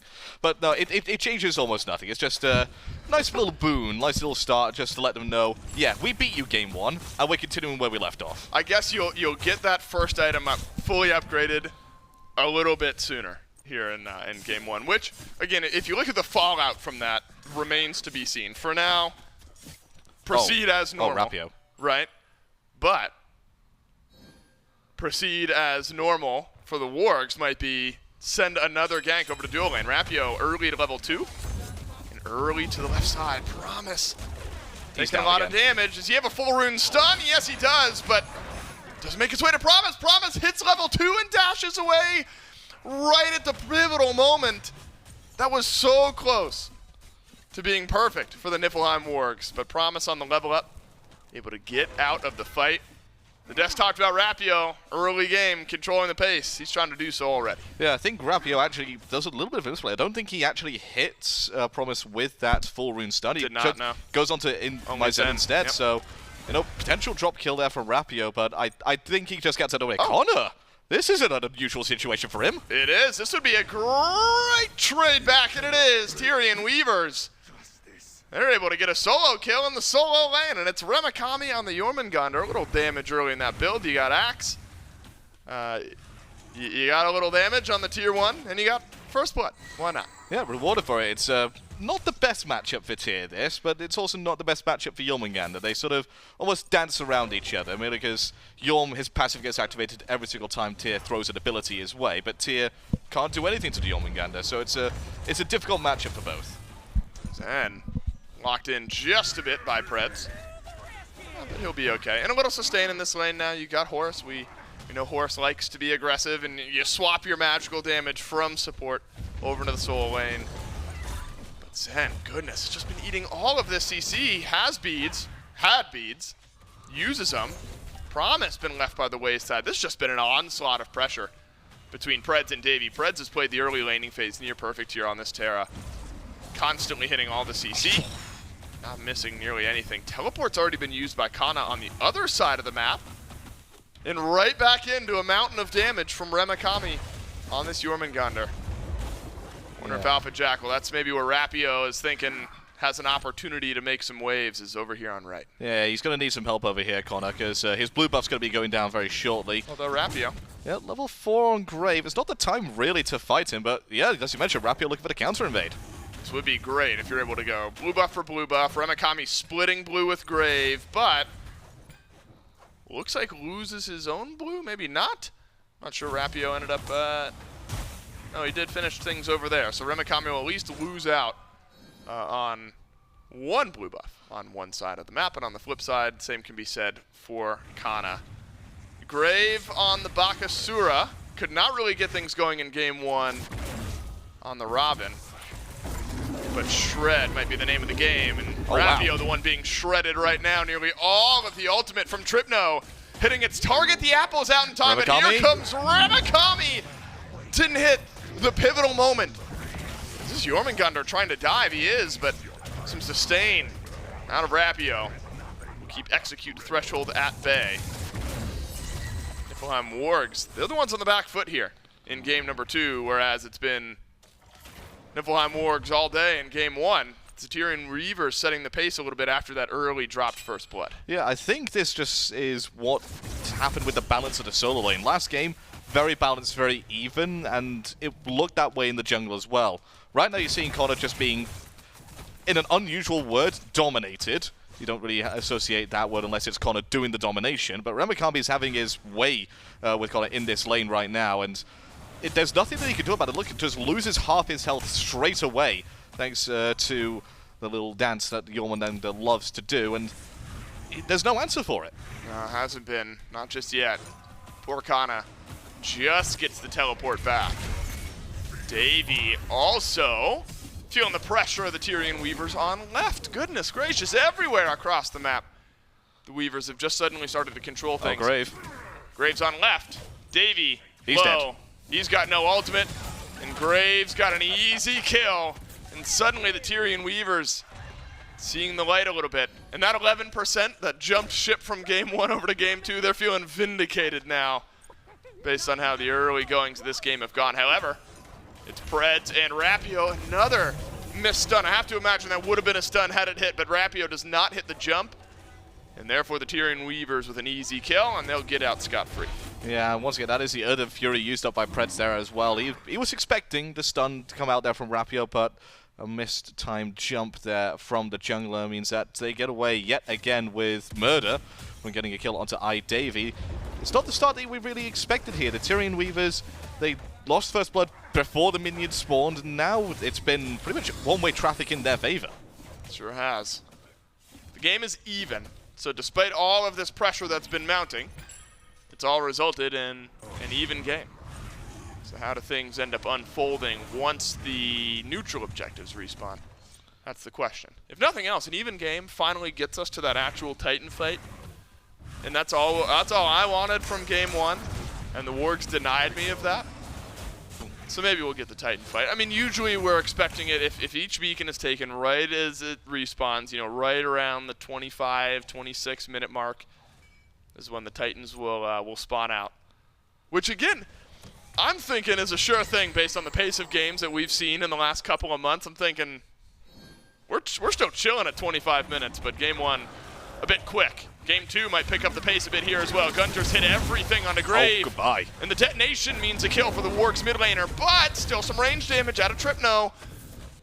The Tyrian Weavers just didn't have enough to trade out those kills. No, goodbye Grave, just blown up in an instant as you mentioned. No beads on the back of Sura because he's gone for that blink as his first relic. Very easy for Rapio to just pick him up and drop him right where he wants him. Yeah, great point. That's a very good kill there for the Niflheim Wargs. Puts them back in, you know, a little bit of a semblance of control there, just to say, hey, just back off a bit. You know, we can kill you if we want. Yeah, I wonder, got to be the target for Rapio here. You're hoping that you can find Graves somewhere around your teammates with those beads down. That said, Remakami has been kind of free to run things down over here on the right side of the map. Of course, a bit more difficult for a Fenrir to gank the Jormungandr who can just slither on away. Has gone Chronos Pendant early, but that Chronos Pendant, for now, will not be on the left side of the map. Tyrian Weavers have picked up the Gold Fury, they have dropped it, and that is the biggest moment of the game so far. An equalizing Gold Fury, as the Wargs had pulled a bit ahead. And a swift call right at the 7.5 minute mark for the Tyrian Weavers. Yeah, no wards on the Gold Fury for the Niflheim Wargs, which means the Tyrian Weavers are able to walk in, take it for free, and just get out even more freely. But looking like a little bit of danger for Promise. No, he's backed up to the tower. And I must say right now, I think Trypno's had a much better game so far in game number 2 than he had in game number 1. Really struggled to have any sort of impact on the set. He's had a lot more of an impact in the proceedings on this body course, despite the fact that he's currently 0-0-0. That's right. It's felt a bit better. Remember the set at this point in the game was 0-1 in game number 1. Didn't quite get to find any of that dive later in the game. The dual lane has ebbed and flowed a bit as well. Early in the laning phase, iDavy and Predss were in control, then started to get shoved back by Promise and Zen. Now it's suddenly Zen who's a level behind, and his tower's down to half with no bastions remaining. So that's been a fun battle to follow along with. And really a clean indicator is the 47 stacks on the Devos to the 15, now 18 for InMyZen. So they'll get there around the same time depending on where the waves are, but iDavy a bit ahead in that arena. Rapio again, missed jump up and over again. Not sure if it was a full rune stun or not, but the worrying trend is that the jumps just haven't quite been there. Though some of them maybe not the most impactful. It's now a gank over on the right side. Cxnnahh leaps away. Dashes away. Promise on the chase. Remakami is as well. There's still a World Serpent and to the skies from Promise. There's a lot of chase down on this Tyrian Weavers composition, and Cxnnahh is about to learn the hard way has a bit of sustain, but he has stayed alive. A knockup from the World Serpent and a dodge out from Trypno. Finally, the damage rolls through, catches the tier, but a lot was spent. That is 4 ultimates, if I'm not mistaken, down for Cxnnahh. Not much more Cxnnahh can do in a moment like that. No, and he's still not screaming worth at that point because they get nothing in return for that. It's just a complete try for disengage, and he still doesn't happen. Poor timing on the back from GunTTeRR as well. I think if he rotates that fight, there's a little bit more potential for Rapio to help turn that around by picking up Grave like they did in the last skirmish in that mid lane. But Rapio, not on that same pace he's been in that game number 1. He's missed a few jumps, hasn't had that same level of impact, and so far, I think it's just leaning onto GunTTeRR a bit more. Level 12 on that mid lane, highest level in the game by a full level at this point. You've got to start getting him involved a little bit more. Yeah, I agree. But it's only a matter of time, you feel like, before the Discordia makes something happen. Davey, mounted archeries forward, hits the stun on the dash in, gets the beads off of InMyZen. Oh, goodness! That's a crime that Davey doesn't get the kill there, but at least Rapio picks up 1 onto Grave. Promise doesn't have ultimate, and so this Horus will not be chasing down the Hachiman. What a nice play from Davey to force InMyZen out of the fight. A 2-level lead for the Niflheim Wargs AD carry, and an assist, which again, feels really bad given how well and how aggressive that was played by the Hachiman. Might be able to grab a tier 1 tower as payment. No, I don't think he will. But looks like the Horus being here is enough to disengage. Yeah, Promise just there, guarded the tower with his life, giving InMyZen a little bit of breathing room there in the duel lane, but they might push forward here to try and take it with the fact that Predss is around. Promise go for an early stun in this fight. InMyZen, did he even back? Because if he did, he's been put down low already. He did go back, and he's now back into the fight.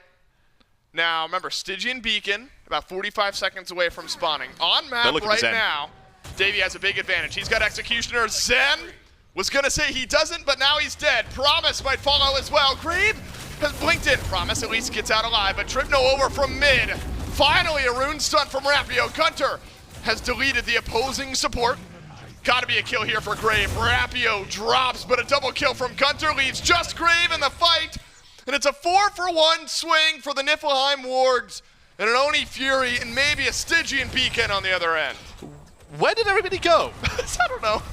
They just fell one by one. Zen died, Promise died, Trypno died. And it almost felt like it wasn't a team fight as such, it was just a procession of deaths, one by one there from the Tyrian Weavers.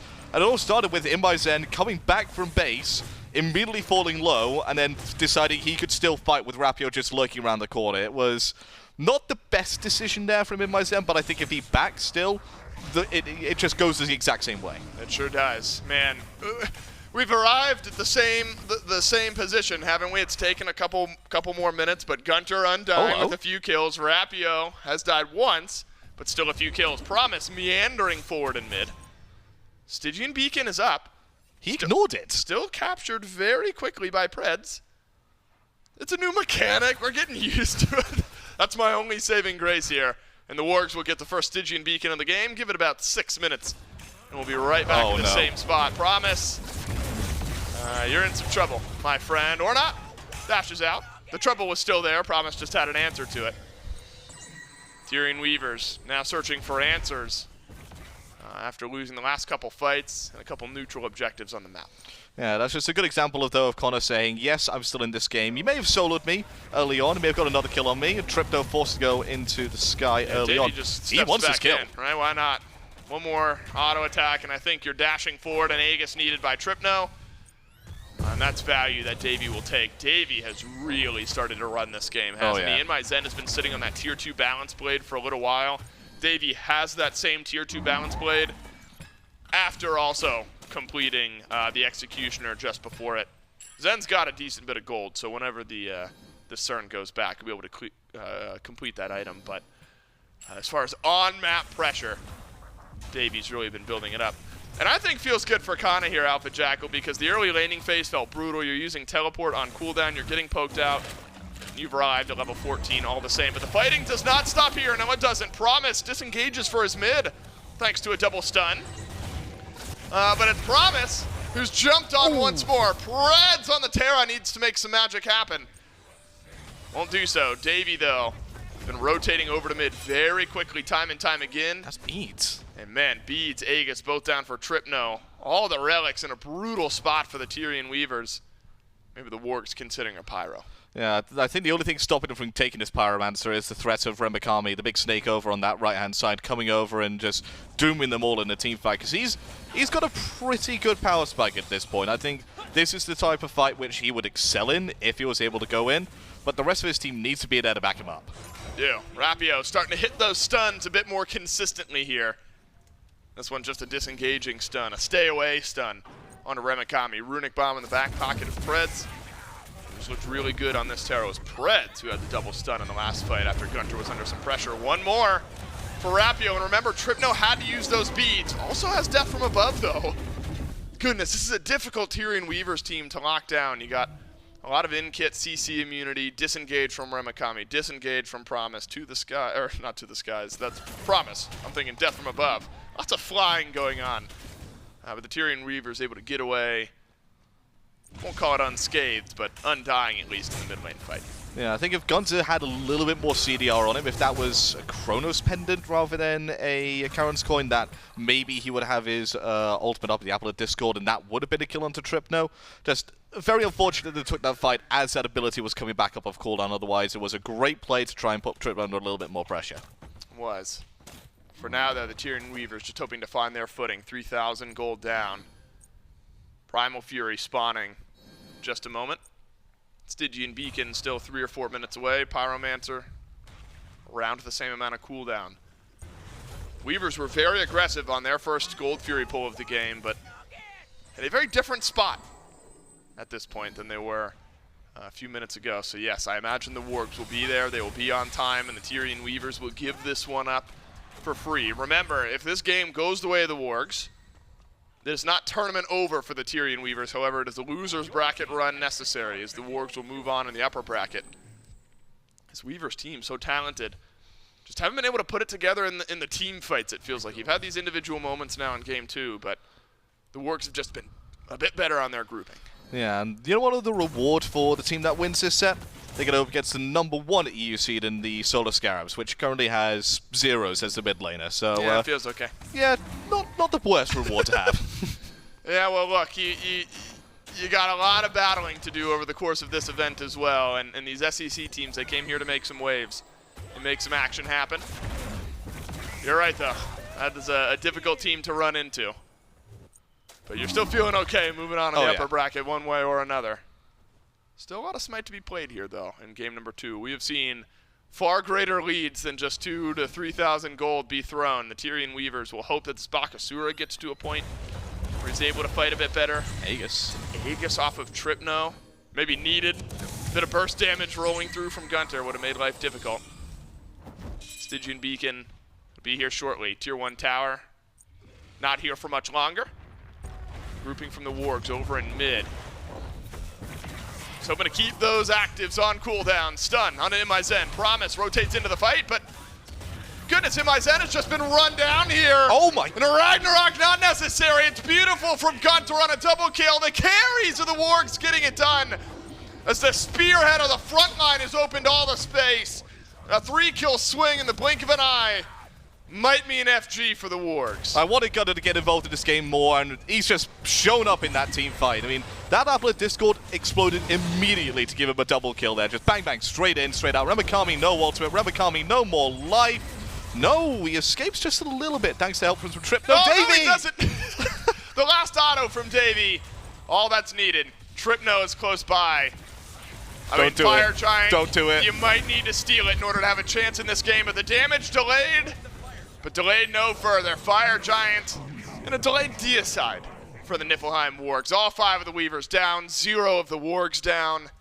Maybe a Stygian Beacon for Promise if he's feeling aggressive enough here. But this game has been blown wide open. And now suddenly those 11% of detractors feeling sad about their choice. As the Wargs, I mean, they wrestle complete control of game 2 here at 18, 19 minutes. Man, what a roller coaster of emotions. For those 11%. Yeah, they were at rock bottom straight away, then on absolute high, and now they're just plummeting right back down to rock bottom. And Tyrian Weavers, they've got to do something to lift themselves up out of this spot. 7,000 gold behind at this stage. What do you in the game think in 90 that is, minutes. though? Do they have a composition that even gets better late in the game, or the Wargs? I mean, Do they have a better late game comp as well? I think the team fight for the Niflheim Wargs is just a little bit too good for the Tyrian Weavers to fight into. They just have to try and have extended engagements, just dip in, dip out, because that's where you're going to find success with this triple basic attack-based composition that really lacks on that AoE CC. And that is the big thing. That lack of AoE CC for the Tyrian Weavers has cost them hand over fist in this game. Because you've seen the Niflheim Wargs, they've got in with 2-man stuns, 3-man stuns, maybe even a classic Deathwalker 5-man fearless at some point. Yeah, Could eventually happen. Maybe. This is my one and only cast today. I swear, if I don't get one Titan fight, I'm gonna lose it. We got 5 or 6 minutes until the next Stygian Beacon respawns. And then, you know, a little bit of time. I think it's less than a minute, 45 seconds or so, when the Titans actually spawn out. Don't quote me on that exact time, but it's a little bit of time after the final beacon is captured. The Titans will step out and fight. Can the Tyrian Weavers hold on for like 7 minutes of this game? I mean, That's the big question, because I'm hoping to see one on a cast today, but man, the Wargs have just been destined. Oh wait, I got it wrong. Am I dumb? Is my math incorrect? I'm unsure, but the Titans are here. I guess my math they is heard just your wrong. call. They just wanted to surprise you. I asked for it, and they're here. Here come the Titans, straight down mid lane. And this could be a game-ending moment. The Wargs are so far ahead, they could force this fight with their Titan and look to control things. And if you're in a casual game and this starts to happen where the Titans group up, this is a call for you to group up and try and push your Titan down the mid lane, or whichever lane it is. Okay, well, the Titan on the Weaver side is gone. Unfortunately for the Wargs, their Titan is so slow. It's the misty cloud of chaos in the middle of the map right now. Here he goes, rumbling forward. Into the Phoenix room he goes. There we go. There we go. And now the Niflheim Wargs choose to fight. It hasn't been much of a Titan fight. And in fact, Cxnnah's done a bit too much. Oh, he's out. Cxnnah No, he's not. will not get out. Remakami's got the chase down. The Titan still doing work on the mid lane Phoenix. The rest of the Wargs have rallied around it. And the Tyrian Weavers keep all 5 on the map. Their mid lane Phoenix has been dealt with. I guess I'll call it a Titan fight. I will call it successful. I have casted one today. The Niflheim Wargs lose their solo, but gain a mid lane Phoenix. Do you think we should offer some sort of reward for a Titan ending the game to a team? My undying praise is what you get if a Titan ends the game. That's all I can offer. Maybe a title, an avatar of some sort. I like that. I like an a title. achievement. Sorry, I'm giving the games team more work as I continue speaking here. But the Wargs, they make use of the Titan and open up the mid lane Phoenix. Over to the right side, go the Niflheim Wargs. You're going to have, again, a standard Fire Giant here, but you're significantly more ahead than you were on the last Fire Giant. Level 20 being hit across the map. 2 levels behind on both of the carries, 1 on the jungler. And a whole lot of itemization. Rapio's got utility as well with his build. This Fenrir. Really, Alpha Jackal just feels like a delivery service. Hand-delivering kills to the rest of the Wargs. Well, he doesn't necessarily need to go any damage items. I mean, Davey and GunTTeRR have just been getting in, doing all the numbers that they need to, spreading chaos in the backlines. So why not go a little bit more survivability? Make sure that your engagements are as impactful as possible with this Stone of Binding. You jump in, you reduce some of their protections. You pick them up, you reduce some of their protections a little bit more. You reduce their healing too because of the fact that you have that Pestilence. You reduce it a little bit more because of the Pestilence aura and the passive that will happen to it. So in all, you are right. It's a very big utility service. It's what it is. It is what it is. And right now, it's the Tyrian Weavers on offense. On the left side, Grave. Hella didn't get the exit memo. And his exit interview, hand-delivered by GunTTeRR. Wargs with another kill, and the left side Phoenix still standing. That makes life a bit more difficult around this next FG, as it has respawned, but the Wargs feeling a bit more aggressive. No, they're not. They're going to stick over on the right side of the map. Cxnnah, though, remember, got caught out once in game 1 and made things a bit slower. At this point, though, going to be tough to chase down the tier. It looks like the Wargs as 4 will group up around the FG. It's going to have to be a steal from the Tyrian Weavers. You want to keep your team in this game. You got the opportunity. 2 team members over on right, and exactly 0 of them looking at the FG. The Niflheim Wargs, all 5 once more with the Fire Giant buff. Yep. Very free Fire Giants for them. The second of the game there for the Niflheim Wargs. Tyrian Weavers, no answer for this one. No contest on this one. You know what? You know what's even better than just getting a Fire Giant? Getting a Gold Fury as well. They're going to head straight over to this objective. The Primal Fury for the Niflheim Wargs. I mean, look, Rapio's gotten a lot of praise from us in the last couple of games for good reason. Game 1 controlled the pace. Game 2, despite, I say despite, it was about as good a start as you can get. First blood at like negative 40 seconds. But then gets killed off. It's looking like the game might start going against the Wargs. Really, GunTTeRR in 2 games in a row has also impressed me. Think about iDavy as well. Controlled the 2-level lead over on left. This has felt like a full Wargs team effort here, where Rapio's doing a lot of the opening of the space, and the carries are playing their roles quite effectively. And why not play a bit more aggressive? Somehow finding that space once again. Kana's in the back line. Phoenix dealt with. But the Niflheim Wargs not wanting to stick around. Remakami's into his ultimate. GunTTeRR, lots of damage on the fadeaway here. One more knockup on Kana. It's going to be a to the skies in, and 2 members of the Tyrian Weavers are here. But there are 2 members that are left alone. Apple of Discord. Not enough to get the kill on the Grave, but Rapio's there on the follow-up. Predss is the only death right now for the Wargs, so all of your damage is still on the map, and that damage, pummeling Promise. And you allowed 1 more kill. It's a double kill for Rapio. Trypno is split. GunTTRR's unstoppable. And the Wargs, they'll get a mid lane Phoenix thanks to the fire minions in mid. And it's a great siege for the Niflheim Wargs. It could get even better as they're going in for the end. InMyZen running away. Remakami healing up as fast as he can. InMyZen, he just about gets back to base in time. They've got but minions. It doesn't matter. The minions are in there like you mentioned. I think this is going to be a swift 2-0 here for the Wargs. It's looking like it. The Niflheim Wargs, they've controlled the Tyrian Weavers. And they will start off our weekend with a 2-0. This is a team that has come to play, and Alpha Jackal, they've made a statement in our first set. Yeah, 2-0 easy wins going out there. I think that second game a little bit dicey, given that they struggled in that early game. But the second they took that 4-man wipe over near the Gold Fury, they didn't look back for them.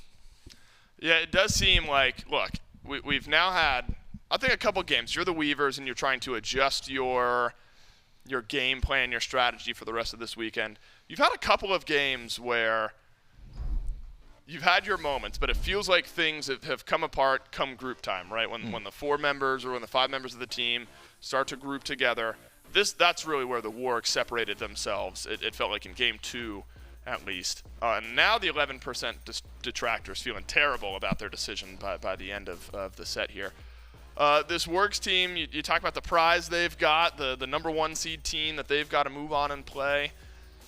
Looking like a competitive team, though, here this weekend based on their first set. Yeah, I mean, and they do have a slight advantage in the fact that they are going against the first seed with a couple of subs. I mean, Right. Dazer and Zero's coming in and subbing in for SAP 7 and I Silenced. Yep. But you'll find that out in game number 3. There's still another set to play between those 2. But I'm thinking that set's going to be close. Should go all 3 games, that one. That should be very close. All right, now, but the Wargs, they're looking destined for a great weekend here. 2-0 to start off against the Tyrian Weavers. That's it for Alpha. Jack and I in the desk will break it down. And what more to break down than the Wargs just playing well, right, Mifflin? I mean, there's a lot more bumps in the road this time around in Game 2, but not enough that slows them down, that really stalls them out. And it's moments like that Fire Giant towards the end, really, where you really get to see, I think, the team play for the Wargs kind of outshining, unfortunately for the Weavers, what they were able to bring today. And we liked some of the adjustments in the draft. It just didn't quite equate to on-field play. Yeah, I think it was positioning and team fight as well that really separates them. Those 5-on-5 engagements that Dolson brings up at the tail end of the cast, where the Wargs really are capable of separating themselves. I think it's because they deathballed harder, legitimately. Every time I saw a team fight, it'd be 5 members of the Wargs stacked up on each other, taking apart the Weavers piecemeal. Okay, we'll take these 2 down. Oh man, Grave killed Kana, but now Grave's got a 1v3 coming his way. Things like that, where they just weren't quite grouped in time. to contend with this very fast pace from the Wargs, where it's highly objective focused. Let's jump on the Gold Fury. Are you guys ready to fight us here? The answer more often than not was no. Are you okay? Let's do the Pyromancer. Are you ready here? No. What about the control points? No. So every single opportunity the Niflheim Wargs were given to team fight, they were ecstatic to take. Whereas it felt like the Weavers more so had the fights inflicted upon them. They were, oh god, we have to defend this or we lose the game. We're not all ready. And nobody was quite able to really find those priority picks.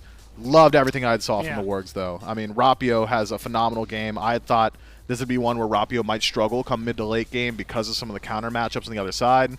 He circumvented that issue by simply being so far ahead that the mid to late game team fight didn't matter, right? So great play to the Wargs, great team play to the Wargs, and a team you have to keep your eyes on. Yeah, I mean, look, Davey, Predss, Cxnnahh deserve a lot of praise, but GunTTeRR and Rapio have the slash lines once again, 7-0 and 7, 5-1 and 9.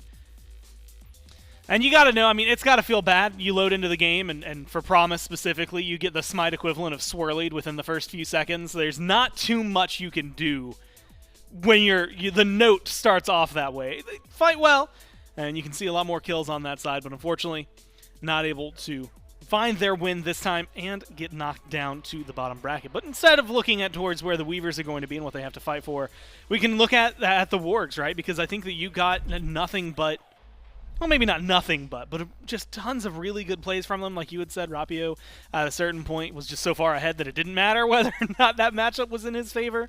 And I think you could really say that about a lot of the team. Like, you know, Davey, Predss, Cxnnahh, we look at the slash lines there, and GunTTeRR, Rapio have the spotlight, but the Fearlesses were on point. Like the CC chains from Cxnnahh were on point. Predss was on point with his lockdown, and Davey did exactly the kind of job you need to do when your mid laner and your jungler are popping off. It's just hit your shots, get a little extra damage out there. The team looks good, and I'm excited to see what they have to offer for us a little bit later today when they're going to play again. But for now, we can just figure out how they're feeling as we have them standing by ready for an interview. That's right. Davey, look, the pacing of these games, I'm thinking back to SPL Phase 1. I'm looking at 35, 45, 50-minute games consistently. We got like 2 25-minute games. Technically, I mean, we had the one Titan fight in Game 2, but we almost didn't see any of them. Yeah. Do you think that's just the meta we're in right now? Are we in a rapid pace meta, or are you guys just that quick in the way you play the game? I think the best way to play the game is just pressure, like just full pressure and just run it down, you know. It took my team a while to get, like when I first made this team at the start of the year, we were just playing for like full AFK. I didn't like it then, but like yeah, we got used to playing just full pressure anyway before this patch, and then this patch happened, and it's perfect for our style right now. And I think we're by far the best team in the tournament as well. So sure, and I want to piggyback off that. Set the bar for me. What do you consider success as a team at a tournament like this? First seed in SEC only. I don't think anyone would be happy with second seed at SEC, and then at least beating Glads and and see what happens against Onies. You know. Understood. And those are lofty expectations, but I think the way you guys played, it's a good spot to put your target. Talk to me about this update, because it's felt like one of the heaviest updates we've had in a while in SMITE. Lots of adjustment. Damage feels like it's changed a bit. Talk about tank meta, Titan fights, all that sort of stuff. How has your team adapted to that? Do you feel like it's come easy to you guys, or is it taking a bit of getting used to? As I said, we kind of just been running it down, you know, as much as we can. It's kind of the way we want to play right now. So we've scrimmed a lot of a couple of SPL teams. Appreciate Glads for scrimming us a lot as well, even before like the patch happened or whatever. Right. We scrimmed them the most. So yeah, big up to them guys. But yeah, I think it suits our team very well right now. You saw GunTTeRR, that was his first set on LAN, so watch when he gets more comfortable, he'll be popping off even more. Yeah, it's a scary thought if that was set number one on LAN. That's a name you'll be remembering soon. We'll keep our eyes on it. The name's in the paper for sure in Game 1. Excited to see what you guys get done. Congrats on the win. And Dusk will break it down. Cheers. Yeah, when you're first set on LAN and your second game, you're 7-0 and 7, and you're just absolutely demolishing people, you're probably feeling pretty good about it. And if there's anything I've learned, Mifflin, based on that interview, and at least the experience so far this year, running it down seems like it's a pretty good strategy, regardless of the meta. And it's worked out for a couple of teams. We'll see if it continues to work out for them as we make our way through the bracket. And again, Wargs later today going to be playing up against the Scarabs. So they will be playing up against the first seed in Europe. That joined us here That's going to be, I think, a honestly, very fun one to watch. Alpha Jackal, I believe, had even said that he expects that one to go 3. We'll see how correct that ends up being. But next, we're going to see another NA-EU matchup. The Valhalla Valkyries, a lot of familiar names on that squad that'll be taking on Hex Mambo. Also, a lot of familiar names. Just depends on which level of SMITE you've been watching. The more SMITE esports you see, the more familiar names you're going to see in this one. But there's a lot of names, Mifflin, coming up soon. Though I've heard some rumblings at things over the last couple of months. I mean, Valkyrie's coming in. You see the names, you see third seed, you go, huh? And have a couple of question marks.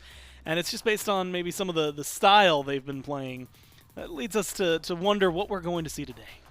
So those of you who aren't familiar with the Valkyries, let's run it down. It's Wowie, Gamma, Crimson, Sanford Soccer, and Aquarius. These guys were one of the favorites at the SPL play-in tournament. There's a reason that the expectations around this team are incredibly high.